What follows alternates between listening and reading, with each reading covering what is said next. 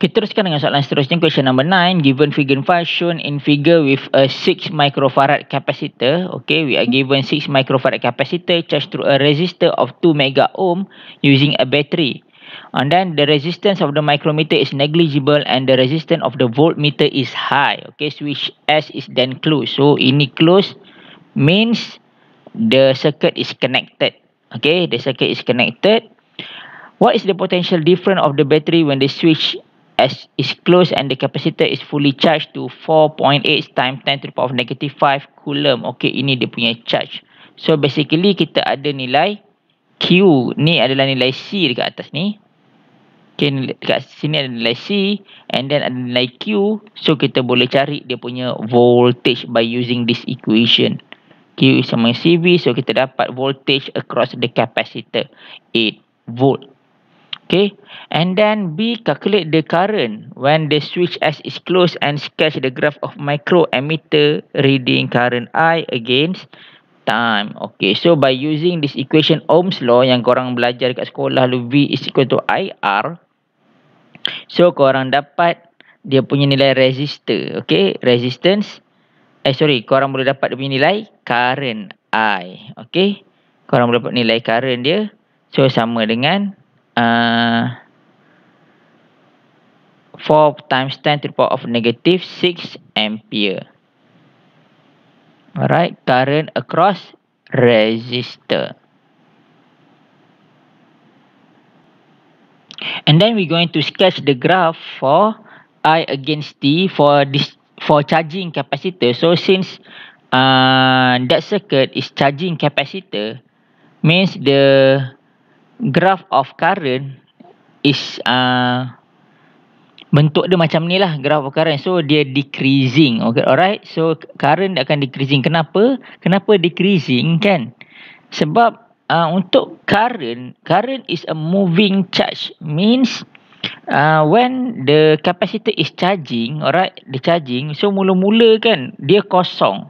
Alright, so dia akan masuk banyak, charge tu dia akan masuk banyak. Tapi bila it's getting fuller kan, bila dia makin full, getting full, when it's getting full kan, charge nak masuk tu dah makin susah. That's why dia makin lama makin berkurang. Alright, so dia punya bentuk dia adalah macam ini kan, inverse exponent. Alright, exponential decrease. Alright, so ini adalah dia punya graph untuk I against T for charging capacitor. Alright, so korang boleh dapat explanation yang lebih lanjut dalam tutorial video.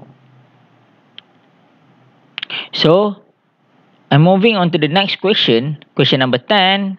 Okay, figure 6 shows a 2 microfarad capacitor connected to 10 volt battery and 2 mega ohm resistor and switches S1 and S2. Okay, so ini ada S1 and S2. So basically dalam gambar rajah ni dia disconnect, tak bersambung dengan apa-apalah. Describe in word the meaning of capacitance. Okay, please remarks over here. This thing is very important. The meaning of capacitance. Alright, so the capacitance is defined as the amount of charge stored on each plate per unit voltage applied across the plate. Okay, amount of charge stored on each plate per unit voltage applied across the plates. Okay, soalan ni sangat-sangat popular lah, especially on paper 1. Okay, tapi kadang-kadang dia boleh tanya jugalah dalam paper 2. So ini salah satu definition yang penting, because it's not a capacitor, it's a capacitance. Benda yang kita baru belajar. Alright, and then calculate the charge of the completely charged capacitor when the switch S1 is closed and the switch S2 is open. So maksudnya dalam ni, ini close. So this battery will charge this capacitor. Okay, so kita nak kira dia punya charge. Ini senang sajalah, Q sama dengan CV. So gunakan formula ini, korang dapat dia punya amount, full charge. Alright, ini adalah full charge bagi this capacitor. And then switch S is then open and switch S2 is closed. Maksudnya yang ini kemudian dia buka kan. So dia dah tak charging lah. Dia dah tak charging. So and then dia close yang ini pula. So dia discharge. Okay. Kalau ini tadi charging. Yang ini discharge. Alright. Calculate the percentage of charge left in the capacitor 8 seconds after S2 is closed. Alright. So, in order for you to solve this, kan, dia bagi masa. Kenapa dia bagi masa? Sebab korang nak kira nilai. Ni lah. Okay. So, dekat sini, mas tengok formula. Ini adalah formula bagi discharging capacitor. Okay.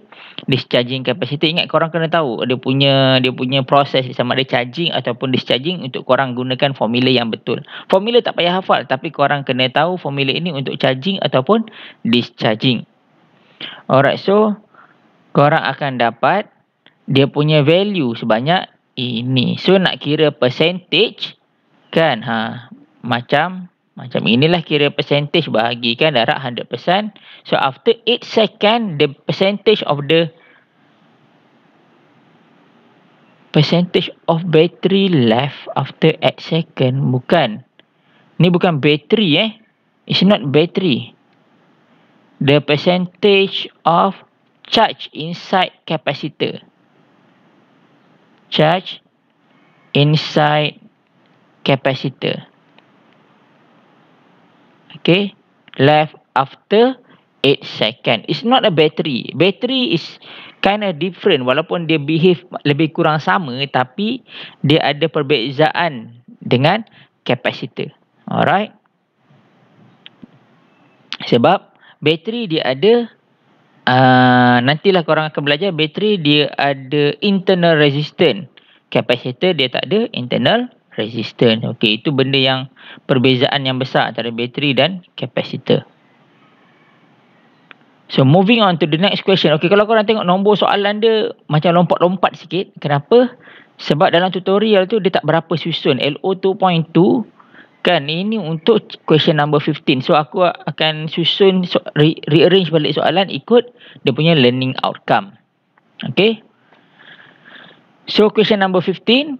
A 15 microfarad capacitor is connected to in series to 1 mega ohm resistor. Okay, so ini dia punya information. 1 mega ohm, 15 microfarad and 12 volt battery. Find the time constant. Ya, ini sangat-sangat simple. Gunakan formula ini korang dapat time constant. Okay. And then the charge accumulation after the charging has progressed for 10 second. Okay, so ini adalah charging capacitor. Okay, ini adalah charging capacitor. Because dia kata charging process. Nampak? Charging. So, bila charging, kita pakailah equation yang ini.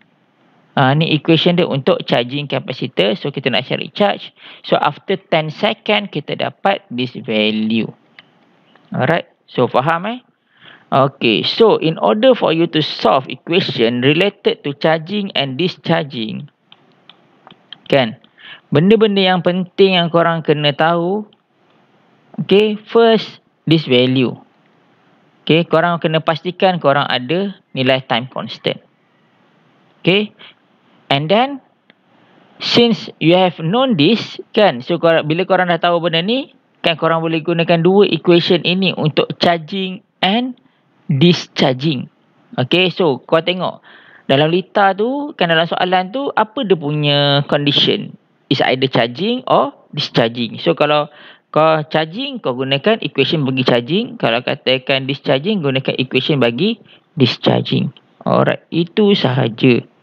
Alright. Okay, so nanti dalam lecture, kan, korang akan tengok ada beberapa lagi equation bagi charging and discharging, especially for voltage and for current. Okay, so aku bagi korang simple cara macam mana nak ingat, kan. Okay, so equation bagi voltage, okay, dia lebih kurang sama macam ini. Okay, so kalau charging, voltage akan increase. Kalau katakan discharging, voltage akan drop.